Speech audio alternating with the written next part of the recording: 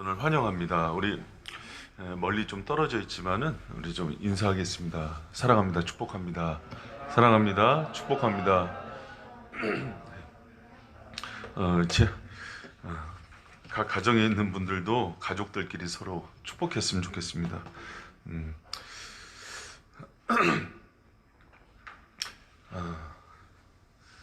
정말 코로나19로 2달째 이렇게 예배를 못 드리는 그런 상황인데 그 상황 속에서도 같이 이렇게 제한된 예배로 사역자들과 또 우리 장로님 또 중직자들과 같이 예배할 수 있어서 감사한데, 또 가정에 있는 또 우리 성도들한테는 또 미안한 마음도 있고 또 안타까운 마음도 있고 그렇습니다. 그래서 예배를 드리는데 편하지 않은 예배가 되는 것 같아요. 속히 예배가 회복되기를 또 기도하면서 오늘 가정에 또 동일한 주님의 은혜가 있기를 축복합니다.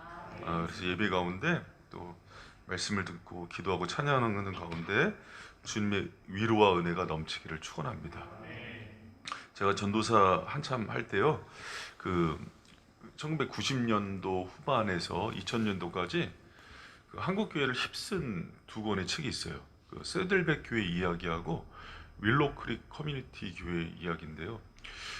정말 20여 년 이상 지금까지도 이 두 교회의 영향력을 벗어나지 못했다고 할 정도예요. 그 우리나라의 대표적인 교회들이요, 다 미국의 이 두 교회를 벤치마킹했어요. 저도 배우고 싶어 갖고 교단이 다른데도 찾아갔던 교회가 평안교회였어요. 거기 가서 세들백 교회가 어떤 곳인지 그것을 정통한 목사님한테 좀 배우고 싶다. 그런데 여러분 그거 아십니까? 세들백 교회는 미국 오렌지 카운티에 있는 그 유대인들 아주 부유층을 상대로 한 목회이기 때문에 특수 목회로 분류가 돼요. 우리나라에서 적용할 수 있는 목회가 아니랍니다.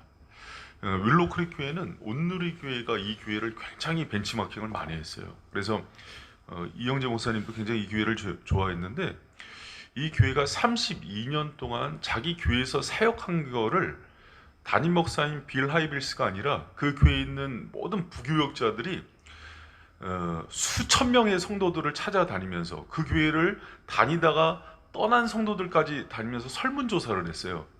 그러고 나서 교회 자체 보고서가 발표된 적이 있습니다. 이거를 이제 빌 하이빌스 목사님이 발견이라는 책, 원제 제목이 폭로예요. 자기 교회 자체에 있는 것들을 이제 발견하고 폭로했는데 결론은 이거였습니다. 우리는 실패했다. 32년의 모든 사역의 총 결론을 모든 성도, 미국은 이제 그 분석하고 데이터를 이렇게 종합하는 게 발전돼 있잖아요. 담임 목사님이 조사를 안 한 게 축복이에요. 모든 부교육자들이 조사를 했는데 32년의 모든 사역의 결과 우리는 실패했다. 한국 교회는 두 교회를 벤치마킹했어요. 두 교회 다 따라갈 교회는 아니었어요. 근데 지금도 한국교회 대형교회는 이 두 교회를 추종하고 있어요. 근데 그 빌 하이빌스 목사님은 저는 되게 용기가 있다고 봐요. 정직하다고. 자신의 그거를 감출 수도 있는데 그것을 그대로 얘기를 한 거예요. 그리고 회개하자, 돌이키자. 저는 기독교의 힘은 거기에 있다고 봅니다. 그런데 이제 여기서부터가 중요해요. 그럼 뭘 실패했는가? 여러분, 우리도 이제 여기서 이 대목에서 주목해야 되거든요. 자신의 성도들이 종교적인 서비스에 익숙해져 있는 종교인으로 만들었지 스스로 하나님 앞에 설 수 있는 예배자로 만들지 못했다는 거예요. 교회를 벗어나 보니까 혼자서 예배 드릴 수 있는 사람, 하나님의 말씀을 읽고 양식을 취할 수 있는 사람, 하나님께 찬양을 올려드리는 사람, 기도로 나간 사람이 없다는 걸 발견한 거예요. 뭘 했는가 봤더니 그냥 의존적인 성도, 교회 시스템에 갇힌 사람만 만들어낸 거예요. 여러분, 지금 코로나19로 인해서요 막 걱정을 하는데 제가 여기서 굉장히 성도들을 진단하는 대목이 이 부분이에요. 발생 10년이 지났습니다. 이제 티네이저로 들어가요. 여기서 우리의 모습을 점검하는 냉정한 기회로 이 2달을 제가 지켜보고 있어요. 과연 우리는 성공했는가? 그러면서 지금 사역자들한테 각 가정별 예배 실태를 조사를 받고 어떻게 예배를 드리고 한 주간을 가정 예배 가운데 개인 경건 생활, 기도 생활 어떻게 하고 있는지 보고 있는데 실패까지는 아닌데 간당간당합니다. 간당간당해요. 여러분, 교회가요, 많은 사람들이 모인다고 좋은 교회가 아니에요. 한 명이 모이더라도 정말 하나님의 제자를 온전히 세우는가가 더 중요해요. 여러분, 코로나19의 상황은 어쩌면 우리에게는 기회일 수 있어요. 우리를 정말 하나님 앞에 세우고 돌아보는 기회로 이 시간들을 보내는 저와 모든 바이샘 성도들이 되기를 축복합니다. 여러분, 지금 가정에서 다 보이지 않는 곳에서 가정에서 흩어져 있고 예배 가운데 2달 동안 자유로운데 여러분은 하나님 앞에서 온전히 서 계십니까? 예배자로 서 계십니까? 하나님께 찬양으로 나아가고 기도하고 말씀의 양식을 취하는 것이 흔들림 없이 나아가고 계십니까? 여러분, 윌로크릭 교회가 32년 만에 실패했다는 보고를 했어요. 우리도 시간만 지나고 땅만 밟는 성도가 될 수 있다는 것을 잊지 말아야 됩니다. 코로나19가 터졌을 때 교회가 계속해서 세상한테 듣는 질문이 하나가 있어요. 뭐냐면, 왜 교회만 그렇게 유별나게 예배에 대해서 그렇게 난리냐. 신천지도 예배 드리다가 확진이 되고 많은 교회들이 막 예배 때문에 막 사회적 문제가 일어나면서도 예배를 막 지금도 드리고, 지금도 화두가, 모든 교회 화두가 언제 예배를 재개해야 되지? 언제부터 우리가 이 예배를 또 시작하는 게 맞을까? 이런 고민들이 많아요. 여러분, 다른 건 모르겠어요. 그런데 세상이 유별나게 기독교가 천주교나 카톨릭이나 힌두교나 이슬람도 그러지 않는데 그렇게 유별나게 예배를 그렇게 지켜야 되냐고 물을 때, 적어도 진정한 그리스도인이라면은 우리에게 예배는 유별난 것이라고 얘기는 해야 돼요. 그렇게 막 어려움 당하고 환경이 어렵다고 쉽게 내릴 수 있는 예배가 아닌 거예요. 예배의 방법은 좀 달라질 수 있고 상황에 따라서 다 가정 예배로 돌아올 수는 있지만은요, 예배는요 우리에게 생명과 같은 것이에요. 성도에게는요 인생의 목적이에요.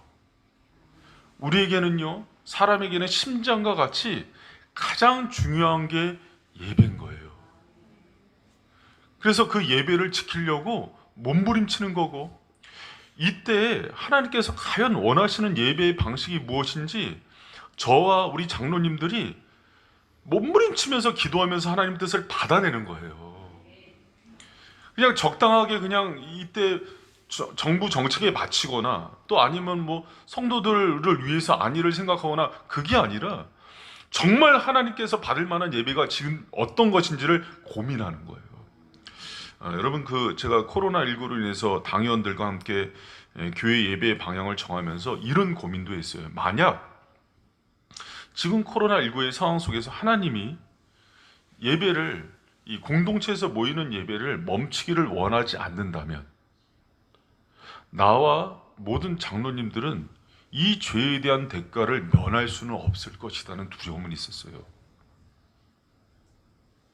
두렵지 않아요, 여러분. 그러나 기도하는 가운데 저와 장로님들이 하나님이 이때의 뜻을 받았기 때문에 가정 예배로 돌리고 또 이렇게 특수한 상황의 예배를 드리고 있는 거예요. 그래서 우리에게는 예배가 그렇게 중요해요. 생명을 걸고 드리고, 이 예배를 통해서 주시는 은혜들을 통해서 성도들이 살고 회복되기 때문이에요. 여러분, 사랑하는 우리 가정에서 예배드리는 바이샘 성도 여러분, 이불 속에 있다면 나오세요. 이어폰 끼고 적당히 말씀만 듣는 거라면 그건 예배는 아니에요. 저희가 가정 예배로 돌린 이유가 있어요. 예배는 찬양이 있어야 되고 기도가 있어야 되고 말씀이 있어야 되고 우리가 하나님께 드리는 거예요. 봉헌이 있어야 되고 헌신이 있어야 되는 거예요. 온전한 예배로 나아가시길 축복합니다. 여러분, 지금 이때 하나님 앞에 바로 서지 못하면은 여러분의 신앙은 20년, 30년, 40년을 했어도 실패한 거예요. 윌로크릭 교회가 그걸 얘기하고 있잖아요. 지금 자신을 폭로하고 고발하는 시간으로 이 시간을 삼기를 축복합니다. 저는요, 목회자들도요, 이 시기에 예배 안 드리는 사람들 많이 봐요. 목회자들도. 중직자 장로건사 안수집사라고요, 가정예배 세워진 거 아니에요. 우리 샘직이 교사들, 또 중직자 여러분, 가정에서 드리는 분들 잘 들으세요. 여러분 직분에 합당하게 행하시기 바랍니다. 정말 내가 하나님 앞에서 신앙의 기본과 본질에 충실한가를 점검하는 코로나19의 상황이 되시기를 축원합니다. 여러분, 하나님이요, 이때에 마치 알곡과 가라지를 나누시는 것 같아요.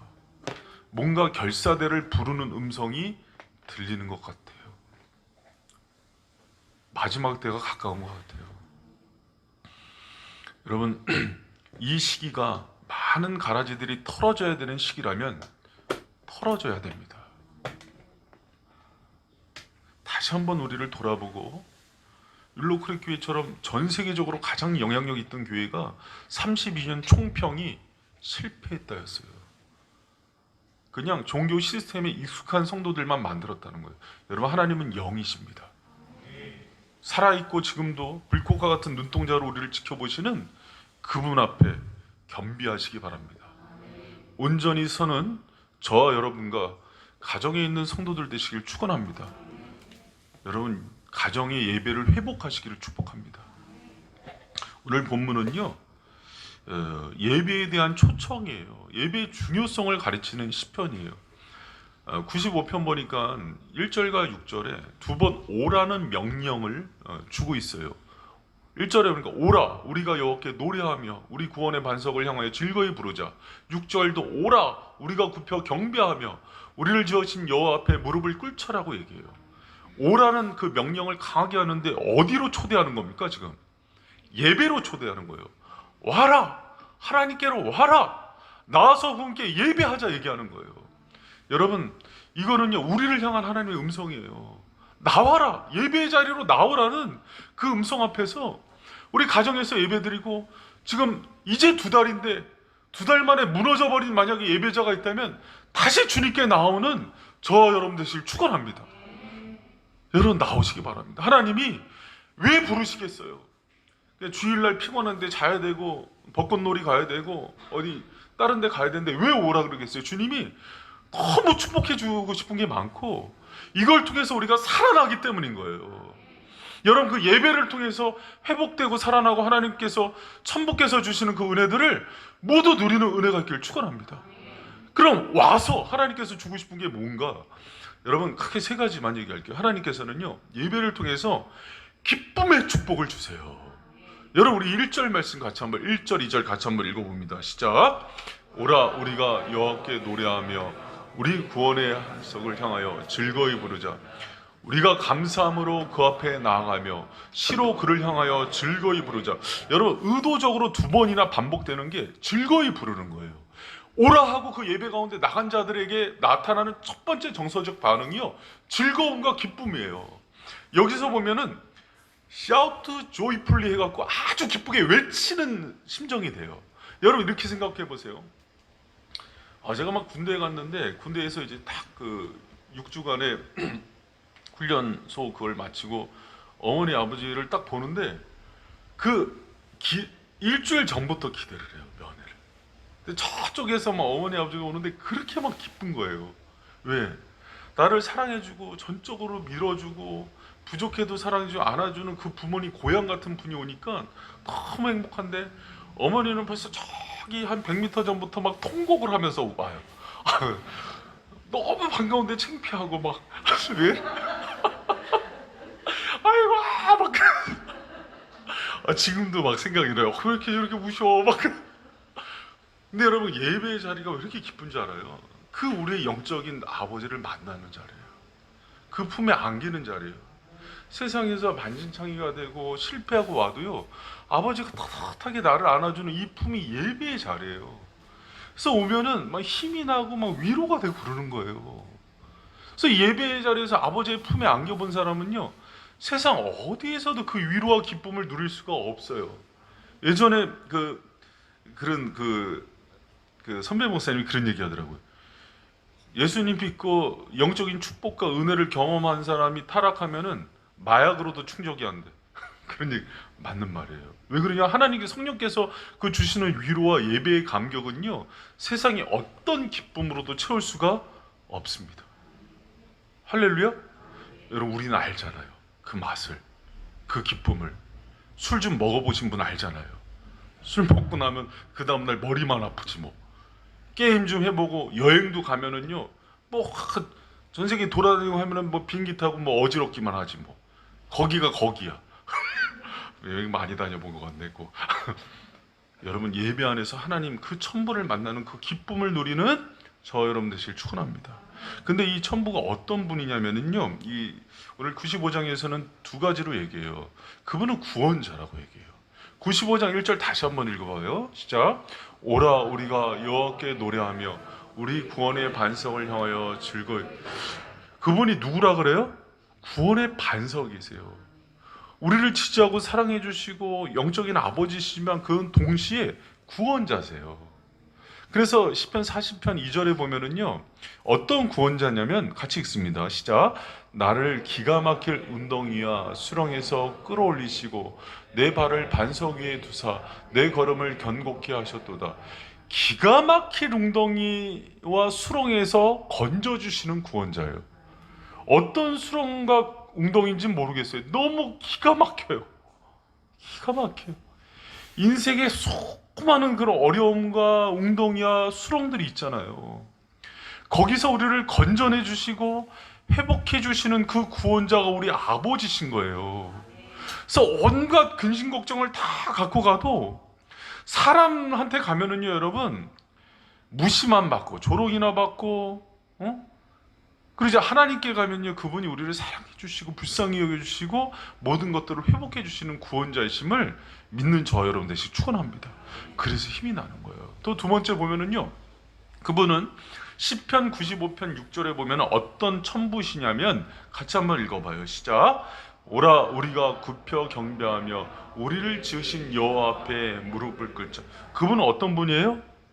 지으신 분이세요. 우리의 체질을 아시고 성정을 아시고 우리의 마음을 아시고 모든 걸 알아요.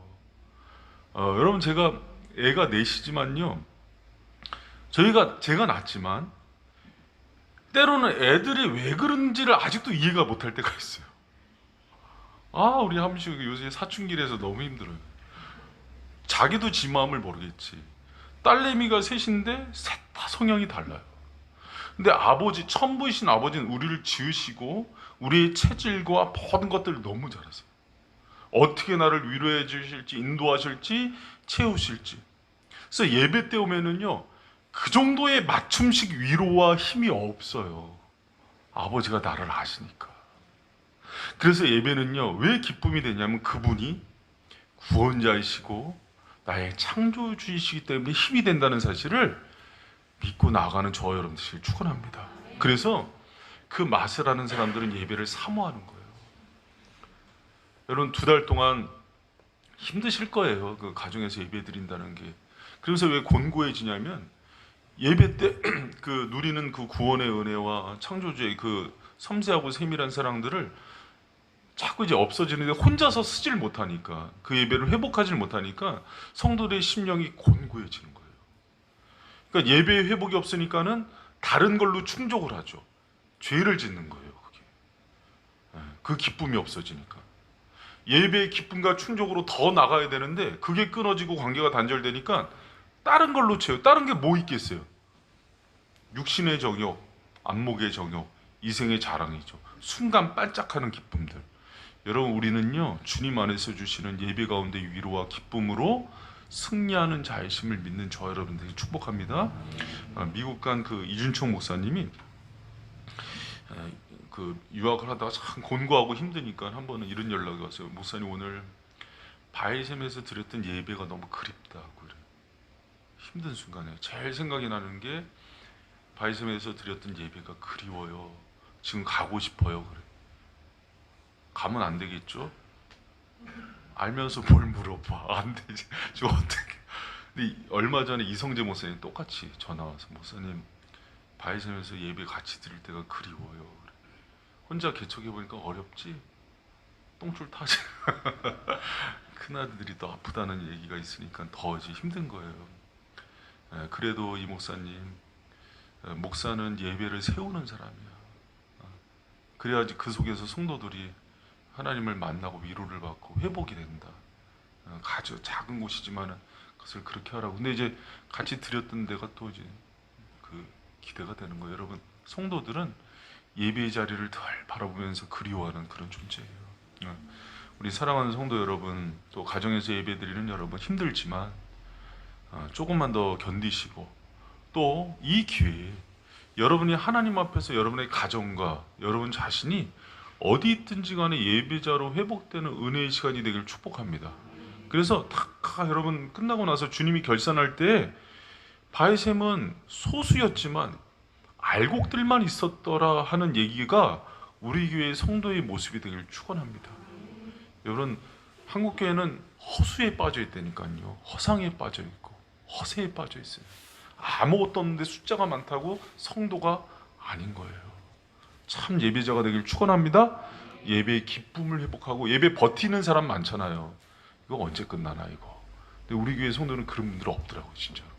막 예배 때 보면 뭐 눈이 막 초롱초롱하고 막 어떻게 한 말씀이라도 더 듣다가 이제 가끔 입신하시는 분도 있지만은 여러분, 오늘 본문 가운데 두 번째 주시는 하나님의 그 축복은, 예배의 축복은, 예배의 자리는요 하나님의 음성을 듣는 축복을 주시는데 이렇게 쓰고 싶어요. 가장 확실한 하나님의 음성을 듣는 자리가 예배 자리예요. 여러분이 시편 95편 7절 말씀 같이 한번 읽어봅니다. 시작. 그는 우리의 하나님이시여 우리는 그가 기르시는 백성이며 그의 손이 돌보시는 양이기 때문이라. 너희가 오늘 그의 음성을 듣기를 원하노라. 아멘. 여러분, 우리의 창조주시고 구원자신 주님이 예배의 자리에서 얘기하시는 거예요. 너희는 나의 백성이고 내가 돌보는 양인데 그 양이 예배 가운데 할 첫 번째는 나의 음성을 듣는 거야. 이렇게 얘기하는 거예요. 여러분, 그 하나님의 음성과 뜻을 분별할 때 여러 가지가 있어요. 말씀을 통해서 듣고 또 기도하는 가운데, 찬양 가운데, 상황을 통해서, 신실한 하나님의 사람들을 통해서, 상담을 통해서 하나님의 뜻을 듣고 음성을 들을 때도 있어요. 그런데 생각해 보세요. 예배의 자리는 하나님의 말씀이 있고 찬양이 있고 기도가 있고 하나님의 사람들이 있는 그 총체적인 자리. 이 속에서 부어지는 건 마치 구약에 하나님의 그 음성이 들리는 그 지성소의 법궤에다 고개를 들이민 것 같은 그 상태가 예배예요. 그래서 예배의 자리는요 가장 확실하고 강력한 하나님의 음성이 들려지는 자리입니다. 여러분, 이 예배의 자리에서 우리의 목자 대신 아버지의 음성을 듣는 저 여러분 되시길 축원합니다. 사도행전 13장을 보면은요 예루살렘 교회가 그 바울과 바나바를 그 선교사로 파송할 때요 예배 가운데 하나님의 뜻을 들어요. 하나님께서 지금 세계 선교, 유럽과 아시아와 이쪽 아프리카의 선교에 관심이 있구나 하면서 교회 지도자를 보내는 일로 예배 가운데 확실한 음성을 듣는다니까요. 여러분, 때로는 예배 드릴 때 우리 또 오늘 강권사님의 기도와 또 이렇게 찬양, 이번 목사님 찬양과 제 말씀이 모아지면서 모든 성도들의 기도가 모아지면서 동일한 말씀과 메시지가 강하게 선포될 때가 있어요. 그거는요 그냥 하나님 메시지예요. 우리 공동체를 향한 그것처럼 분명한 하나님의 음성이 어디 있어요. 여러분, 그래서요 그 목자의 음성을 들으면요 여러 가지 마음에 번뇌가 있고 앞길이 안 보이고 그러다가도 확실한 비전 가운데 나가고 회복이 일어나는 거예요. 여러분, 오늘 이 시간이 하나님의 분명한 음성을 듣고 돌아가는, 목자의 음성을 듣고 돌아가는 축복의 시간이 되길 축원합니다. 여러분, 그 하나님의 모략의 저자 유명한 그 달라스 윌라드라는 그 목사님은요 하나님의 음성이 들리지 않는 두 가지 이유를 이렇게 얘기해요. 첫 번째는 성도들이 예배에 나왔는데 집중하지 않는데요. 여러분, 집중하지 않는 이유가 뭐 때문인 것 같아요?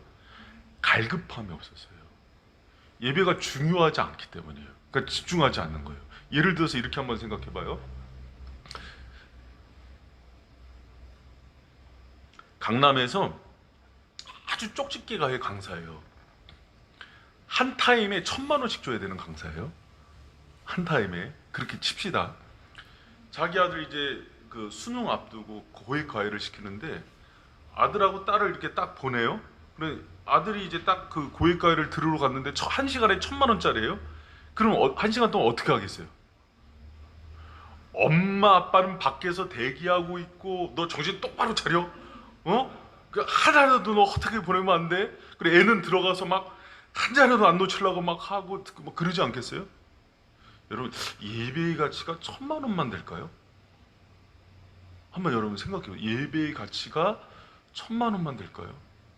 이 한순간으로요 사람의 생명이 달려있을 수도 있고 영생을 이룰 수도 있고 우리의 죄악이 끊어질 수도 있고 우리의 관계가 회복될 수도 있어요. 어떻게 가치로 환산해요? 여러분에게 예배는 그런 가치가 있고 그렇기 때문에 그런 집중력 가운데 나아가고 있습니까? 제일 많이 이 교회 와서 묵상하는 게 교회 인테리어래요. 아, 부활절 꽃이 잘 왔구나. 요새 꽃이 생겼구나. 또 이제 앞사람 뒤통수. 장로님 머리가 많이 빠지셨네. 또 뒤에 이렇게. 권사님 오늘 아주 예쁘시네. 막 이렇게. 여러분 주님께 집중하시기 바랍니다. 집중력이에요. 예전에 오카노 목사님이 그런 자랑하시더라고요. 우리 교회는 대전에서 오는 성도도 있다고 설까지. 우리 교회도 있었어요. 천안에서도 오고 의정부에서도 오고 개포동에서도 오고 많이. 근데 그렇게 오는 성도들은 태도가 달라요. 그 1시간 예배를 위해서 막 2시간씩 걸려서 오는 성도들은 태도가 달라요. 옆집에 사는데도 예배 10분 후에 오는 분들이 있어요. 반드시 자요. 여러분 우리가 정말 전심으로 주님께 집중하고 나가는 그런 여러분 되시길 축복합니다. 그런 사람이 주의 음성을 듣는 거예요. 갈급한 영혼에게 채워지는 게 예배의 비밀이에요. 똑같은 사람이 성전 문턱을 밟지만 받고 돌아가는 거는 달라요. 여러분이 그 주인공 되기를 축원합니다. 순식아, 네가 여기서 살지만 예배의 주인공은 아닐 수도 있어. 멀리서 오시지만 그 사람한테 하나님이 예배의 모든 축복을 쏟아붓는 사람이 있어요. 강대상에 가끔 올라와 있으면 그 사람들이 보여요. 그러면 다른 거는 제가 질투가 안 나는데 하나님의 사랑에 대해서는 질투가 나요. 하나님 내가 더 사랑하는 사람이 여기 있구나. 이렇게. 그럼 어떻게든 하나님한테 잘 보이려고 하는데 그 사람 마음을 벼야죠. 그리고 두 번째는요 순종하는 마음이 없어요. 여러분 하나님의 음성을 듣고요 왜 듣습니까? 순종하려고 듣는 거예요. 여러분 계시록 말씀해 보면은 10장 10절에 천사의 손에서 작은 책을 갖다 먹으니까 입에서는 꿀같이 다나 배에서는 쓰게 된다 그래요. 배에서 쓰다는 거는 들을 땐 단 말씀이지만 이대로 살기가 어렵다는 뜻이에요. 여러분 말씀은 어려워요. 들 때는 너무 행복하고 기쁘지만 그대로 순종하는 건 어려워요. 그러나 우리의 기본적인 태도는요 순종이에요. 여러분 주님 말씀에 순종하는 여러분 되시길 축원합니다. 그러면은요 그 말씀이 너무 잘 들리기 시작해요. 근데 마음을 강팍히 하고 거절하고 안 듣기 시작하면은요 예배 시간이 그렇게 지루해요. 여러분 예배 시간에 들려지는 주의 말씀에 온전히 순종함으로 나가는 저와 여러분 되시길 축원합니다. 여러분 중요한 것은 예배의 자리는 하나님의 가장 확실한 음성을 듣는 자리라는 거예요. 그 음성을 듣고 그 예배를 통해서 주는 음성을 통해서 회복되는 은혜를 누리는 저와 모든 발샘의 성도들 되시기를 축원합니다. 여러분 그리고 예배는요 세 번째로 큰 축복은 하나님의 도움을 받는 축복의 자리가 예배의 자리예요. 예배의 자리에 혼자 들어왔다가 나갈 때 주님의 손잡고 나가는 자리가 예배의 자리예요. 예배는 그런 놀라운 축복이 있어요. 오늘 본문 말씀은 아니지만 계시록 7장 11절에 보면은 천상의 예배가 이렇게 있어요. 모든 천사가 보좌에서 장로와 네 생물 주위에 섰다가 보좌 앞에 엎드려 얼굴을 대고 하나님께 경배하며 예배드릴 때 주님께서 주시는 은혜가 17절에 나오는데 같이 한번 읽어봅니다. 시작! 이는 보좌 가운데 계신 어린 양이 저희의 목자가 되사 생명수샘으로 인도하시고 하나님께서 저희 눈에서 모든 눈물을 씻어주실 것입니다. 아멘. 아멘. 그래서 예배는요 혼란, 근심, 걱정, 어려움, 염려, 세상의 환란풍파, 정말 감당 못할 운동이야 기가 막힐 그 어려운 가운데 빠져도, 함정에 빠져도 울며 들어갔다 기쁨으로 나가는 자리가 예배의 자리예요. 이게 참 기적과 같아요. 그 속에서 정말 하나님의 은혜를 붙들면 그분이 생명수 샘으로 인도하여서 하나님께서 우리의 눈에 모든 눈물을 씻어주는 은혜를 주는 게 예배의 자리예요. 여러분, 그 예배의 축복의 주인공이 되시기를 축원합니다.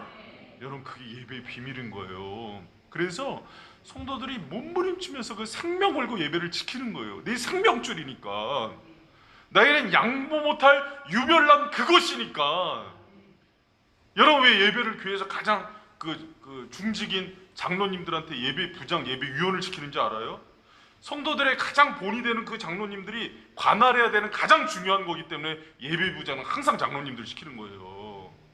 그러니까 여러분, 우리 공동체 가운데 예배를 통해서 면면이 흘러가는 노란 축복들이 많아요. 마음이 상한 자들은 와서 주님 눈물을 닦아주실 거고, 몸이 아프고 영적으로 지쳐있는 사람들은 회복을 시켜주고 치유의 은혜도 주실 것이고, 또 비전을 잃어버린 청년들에게는 하나님께서 비전과 사명을 회복시키는 은혜도 주실 것이고, 또 용기가 사라진 사람들에게 삶의 용기를 주실 것이고, 일용할 양식이 떨어진 자들에게 하나님의 신령걸로 모두 채워주는 그 시간이 예배의 축복의 자리인 거예요. 여러분, 이 시간에 그래서 예배는요, 그래서 기본적으로 우리 제자훈련 교재에도 제가 썼어요. 하나님께 드림과 받음이란 두 축으로 돼 있어요. 하나님께 내가 찬양을 드리고 기도를 드리고 봉헌을 드려요. 가정에서 예배 드리는 분들도 반드시 봉헌을 올리세요. 하나님께. 여러분한테 가장 중요한 게 돈 아니에요? 아니면 자식이에요? 남편이면 남편을 드리세요. 그냥 그거는 자신 있다. 내가 하나님, 이 인간은 가져가라 진짜. 드리는 거예요. 드리는 거. 하나님, 그거는 내가 바로 드릴 수 있는데. 근데 드림과 잊지 말아야 될 게 있어요. 받음의 요소예요. 하나님 예배를 통해서요, 주의 종들을 통해서 하나님의 말씀을 주십니다. 그럼 마지막에 뭘로 끝나요? 축도로 끝나죠. 초대교회부터 그랬어요. 왜 그런지 알아요? 그 예배는 하나님께서 하늘의 신령한 축복과 따르는 기름진 축복을 모든 성도들에게 퍼붓는 시간인 거예요. 그래서 옛날에 믿음 없는 사람들도 축도는 받고 간다고 축도 끝나면 나갔던 거예요. 여러분, 예배를 통해서 부어주시는 놀라운 축복의 모든 주인공들이 되기를 축원합니다. 성도들을 보면은요, 예배의 깊은 은혜에 빠져서 예배의 그 축복들을 다 누리는 사람이 있어요. 어떤 사람들은 예배의 얕은 물가, 찰랑찰랑 하다가 그냥 사람들 얼굴만 보고 가고 교제만 하다 가는 사람이 있어요. 여러분, 예배는요, 보물찾기와 같아요. 하나님께서 주신 모든 영적인 축복들의 주인공이 되시기를 축원합니다. 할렐루야. 우리 가정에 있는 성도들도 그런 주인공들이 되길 축원합니다. 제가 미국 데일리 나온 그 뉴스만 좀 얘기하고 말씀을 마칠게요. 그 와이오밍 주에 있는 에반스톤 철도 역사에서요, 60대 남성 노숙자가 아사했어요. 아사. 굶어 죽어요. 근데 이 사람의 신원을 이제 경찰들이 추적하다가 깜짝 놀랄 일을 발견해요. 이 사람 계좌로 1,900만 불의 유산이 상속돼 있었어요. 1,900만 불. 잘 놀라질 않아. 200억 원이 넘는 거지. 이제 놀랜다. 200억 원이. 근데 사연을 알아보니까 뭐냐면, 이 사람의 먼 친척인데 엄청난 갑부였어요. 이 실화입니다. 근데 이제 죽었는데 죽음을 준비하지 못하고 갑자기 죽은 거예요. 그러니까 이제 친척들한테 유산이 상속이 된 거예요. 근데 이 사람 앞으로 6.25%가 떨어진 거예요. 6.25%가 200억이 떨어진 거예요. 근데 모르고, 자기 앞에 그런 것도 모르고, 그것도 지금 수년 전에 떨어졌는데 굶어 죽어요. 가끔 성도들을 보면은 이런 증세가 있어요. 하나님이 엄청나게 예배 축복을 주시거든요. 근데 영적으로, 육적으로 아사 상태가 되거나 어려움에 처해요. 여러분, 매주 하나님께서 엄청난 예배 가운데 주시는 축복들이 있어요. 그걸 상속받기를 축원합니다. 사모함이 있어야 돼요. 여러분, 세상에 나가서, 제가 아까도 얘기했지만은 세상에 있는 것들에 막 혈안이 돼서 거기서 있는 거 뭐 인력 벌면은 막 깜짝 놀래고 이거 얼마 그거에 목숨 걸고 그러는데 예배는 건 비교할 수 없는 축복이에요. 인생이 달라집니다. 생각이 달라지고 우리 아이들의 생각이 변화되고 모든 환난과 그 정말 깜짝 놀랄 웅덩이에서 건져내는 구원의 능력을 경험하고 그런 자리가 예배의 자리예요. 그래서 예배는 목숨 걸고 지키는 거예요.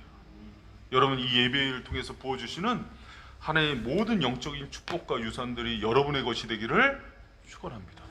여러분 그래서 장로님들과 함께 고민하고 기도하다가 이 시간은 그냥 헛되이 보낼 시간이 아니라 발샘의 모든 가정들이 예배가 회복될 기회다 이렇게 본 거예요. 그래서 여러분 4월 달부터 뭘 합니까? 사역자들이요 전부 각 가정으로 파송돼서 그 예배를 세우는 거예요. 여러분 저도 주일날 예배 드리고 나면 피곤해요. 이 코로나19의 기회를 그냥 안식의 기회로 삼고 싶어요. 근데 성령이 가만히 두질 않아요. 가서 살려내라는 거예요. 그래서 그냥 다 들어가는 거예요. 여러분 사역자들을요 잘 활용하세요. 할렐루야. 저는 너무 답답해요. 여러분 교회 하나님께서 주신 축복 중에요 어떤 축복이 있냐면 말씀의 축복이 있는데 성도들을 온전케 하기 위해서 목회자들을 보내셔요. 그래서 목회자들은 성도들에게 하나님 보내신 축복이에요. 할렐루야. 우리 가정에 있는 성도들 대답해 보세요. 바이셈의 목회자들이 여러분한테 축복이에요? 왼수예요. 아주 보기만 해도 징글징글해요? 목사님 밥 대접하려고 아주 그냥 기둥이 흔들려요? 웃자고 한 얘기고 여러분 그 에베소서 4장 11절 12절 찾아보시면 에베소서 4장 11절 12절 찾아보시면 제가 읽어드릴게요. 그가 혹은 사도로 혹은 선지자로 혹은 복음 전하는 자로 혹은 목사와 교사로 주셨으니 이는 이렇게 목사와 교사를 주신 이유는 성도를 온전케 하며 봉사의 일을 하게 하며 그리스도의 몸을 세우려 하심이라. 할렐루야. 여러분 목회자 관계가 좋은 사람은 반드시 성장해요. 여러분 그거 아세요? 제가 이제 목사라고 뭐 나랑 친하게 지내 그런 뜻이 아니에요. 저랑 안 친하면은 부목사님들이랑 친하게 지내세요. 그러니까 사역자는요 하나님께서 여러 분 세우라고 보내주신 거고요. 저도 그래서 처음에 사명 받을 때 짜증 났어요. 왜 그렇게 살아야 돼 내가? 그런데 그렇게 헌신하며 섬기고 십자가를 지고 사는 원리 속에서 여러분이 살아나는 거예요. 여러분의 가정이 여러분의 힘으로 회복될 수 없다면은 가정 예배가 하나님께서 선물로 보내신 목회자들을 통해서 가정 예배를 일으키고 회복되는 복된 코로나19의 위기의 상황이 되길 축복합니다. 그래서 이 시기는 하나님께서 계획한 축복, 예배 회복의 축복을 받을 기회로 삼는 저 여러분 되시기를 축원합니다. 네, 같이 찬양하겠습니다.